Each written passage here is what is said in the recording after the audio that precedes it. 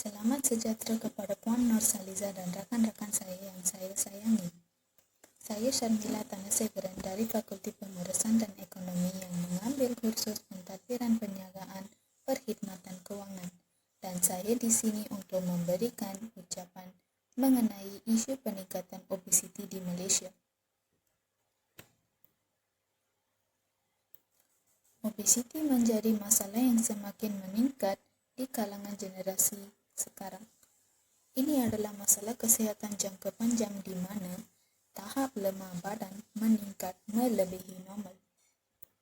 Obesiti ditunjukkan oleh gejala seperti makan lebih banyak makanan daripada yang diperlukan oleh badan.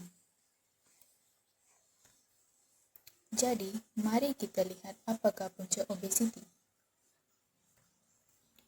Pertamanya adalah gaya pemakanan yang tidak sehat. Obesiti sekarang kebanyakannya disebabkan oleh diet. Tabiat makan buruh rakyat Malaysia harus disalahkan kerana peningkatan kadar obesiti di negara ini. Hal ini kerana pengambilan kalori yang berlebihan dari diet seharian seperti makan makanan segera, makanan bergula, makanan berminyak, dan lain-lain banyak yang menyumbang kepada kegemukan. Obesiti semakin meningkat di Malaysia kerana pertumbuhan perniagaan makanan segera yang menyediakan masakan berkalori tinggi dengan harga yang murah.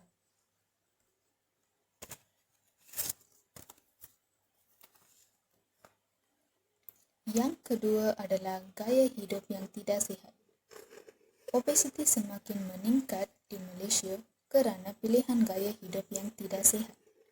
Mereka sering keletihan kerana kesibukan di tempat kerja. Mereka yang tidak mempunyai masa untuk bersenam atau bersantai setelah bekerja kerana bebannya meningkat. Selain itu, daripada melakukan aktiviti, kebanyakan individu pada masa kini memilih untuk menghabiskan masa mereka dengan bermain permainan di talian, di telefon atau komputer mereka, meneliti media sosial, atau berehat di rumah.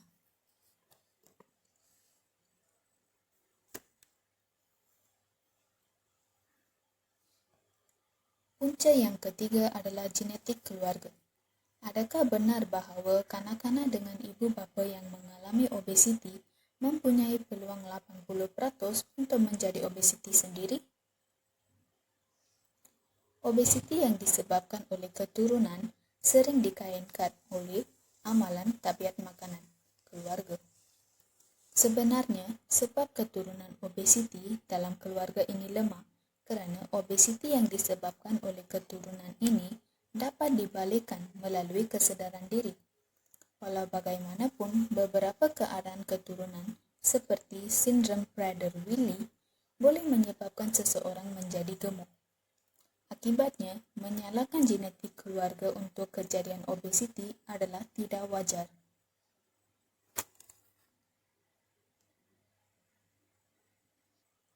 Seterusnya, kita lihat kepada kesan obesiti. Kesan pertama bagi obesiti adalah tekanan perasaan. Ketegangan emosi adalah perkara biasa dalam kalangan orang yang mempunyai badan yang besar. Hal ini kerana mereka sering menjadi sasaran ejekan.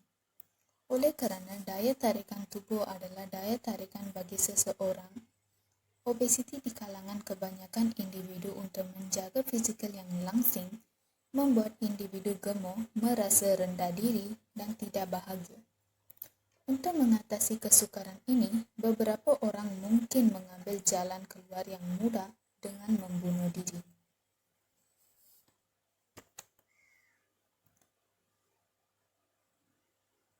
Kesan yang kedua adalah pergerakan terbatas. Orang yang berobesiti mungkin mempunyai masalah mobiliti kerana badan mereka terlalu berat untuk bergerak dengan selesa. Akibatnya, orang berobesiti akan menghadapi risiko sekiranya berlaku kecemasan seperti kebakaran.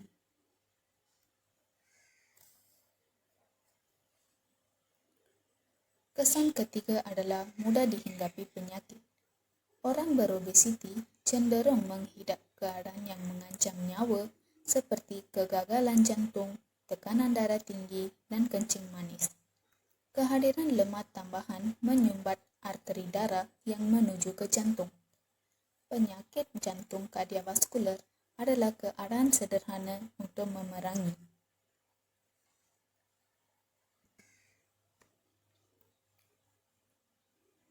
Jadi, kita lihat data obesiti di Malaysia dan kita dapat lihat mereka mempunyai data peratusan, iaitu Malaysia dalam tempat pertama iaitu 15.6%.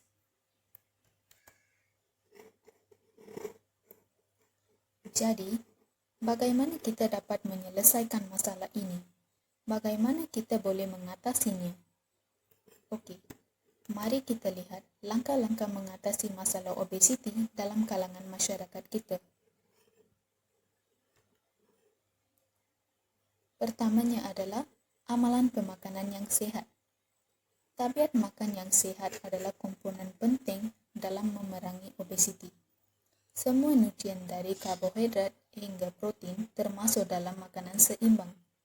Seseorang harus mengambil semua nutrien dalam kuantiti atau mengikut kadar yang dinasihatkan oleh pakar pemakanan. Ini diperlukan untuk mengekalkan nutrien yang sesuai untuk tubuh badan dan mengelakkan obesiti. Langkah yang kedua adalah senaman. Senaman yang betul dan konsisten dapat membantu mengurangkan berat badan.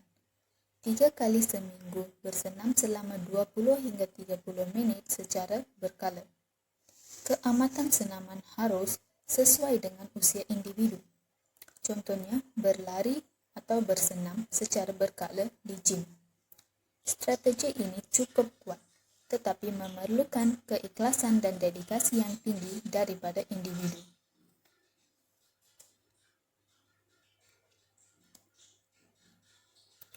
Program kesihatan adalah langkah terakhir. Media massa seperti radio dan televisyen dapat menyiarkan pelbagai program berkaitan kesihatan. Program kesihatan juga boleh dimasukkan ke dalam kaedah tradisional yang berbeza untuk menurunkan berat badan atau mencegah tubuh menjadi gemuk atau berobesiti. Media cetak seperti majalah, surat khabar, dan penerbitan lain juga membantu dengan menunjukkan artikel yang tidak dilupakan dalam usaha mereka untuk membantu dengan menunjukkan maklumat yang bermanfaat di bahagian yang berkaitan dengan obesiti.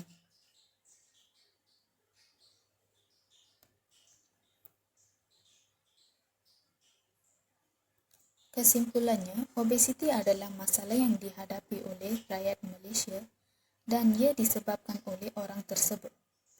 Sangat penting untuk menjaga kesedaran diri untuk menjaga berat badan yang sihat. Untuk memastikan kesihatan diri yang berkualiti untuk kehidupan yang lebih baik, mereka harus mengamalkan diet yang betul dan memupuk tingkah laku hidup yang sihat dan aktif. Terdapat pelbagai cara yang dapat digunakan untuk mencegah obesiti daripada memburuk dan setiap orang berhak memilih yang terbaik untuk kesehatannya. Jadi, janganlah sudah sakit baru kita mahu menjaganya. Umpama kata pepatah, sudah terhantuk baru terngada, kerana di waktu itu nasi sudah menjadi bubuk. Terima kasih.